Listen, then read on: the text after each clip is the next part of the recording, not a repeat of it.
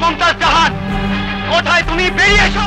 দীর্ঘ ২৯ বছর পর অভিনেতা সালমান শাহর অপমৃত্যুর মামলা রূপ নিয়েছে হত্যা মামলায়। এরপরে নতুন করে আলোচনায় আসে দীর্ঘ ২৮ বছর আগে ১৯৯৭ সালে রেজভির দেওয়া একটি জবানবন্দি। ওই জবানবন্দিতে রেজভি সালমান শাহর হত্যার দায় স্বীকার করেছিলেন। সেই স্বীকারোক্তিতে রেজভি বলেছিলেন, আমরা সালমান শাহকে হত্যা করেছি। এই ঘটনাকে আত্মহত্যা বলে সাজানো হয়েছে।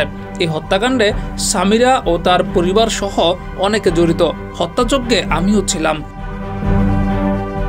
১৯৯৭ সালে ১৬৪ ধারার জবানবন্দিতে রেজভি জানিয়েছেন, সালমান শাহর মৃত্যু ছিল ১২ লাখ টাকার এক চুক্তি, যে চুক্তি করেছিলেন সালমান শাহর শাশুড়ি লতিফা হক লুসি।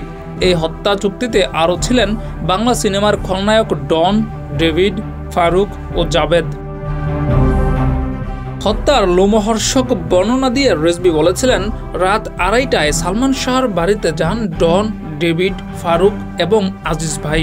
রেজভির দাবি, সে রাতে ঘুমন্ত সালমান শাহর উপর ঝাঁপিয়ে পড়েন হত্যাকারীরা।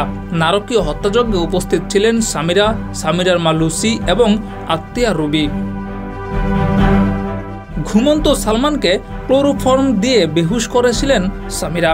কিছুক্ষণ পর সালমান শাহর জ্ঞান ফিরলে সবার শুরু হয় ধস্তাধস্তি। এ সময় সালমান শাহর শরীরে ইঞ্জেকশন পুশ করতে বলেন আজিজ ভাই।